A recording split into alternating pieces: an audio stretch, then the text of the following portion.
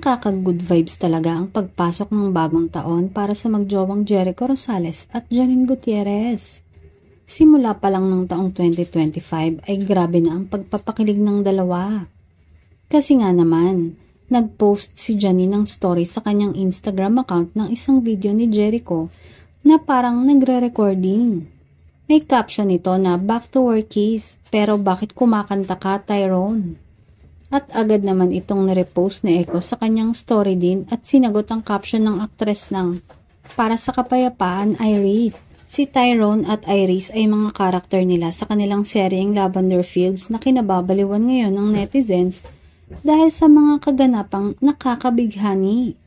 Samantala, sa nalalapit naman na pagtatapos ng nasabing serye, ay pinaghahandaan na ng magjowa ang kanilang susunod na proyektong pagtatambalan.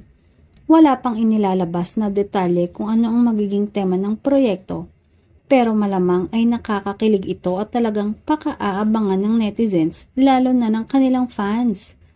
Anyway, kahit naman hindi na sila mag-effort sa pag-acting ay tiyak na maganda ang kalalabasan ng proyektong yun, dahil kahit wala sa set ay tunay na nakakakilig ang dalawa.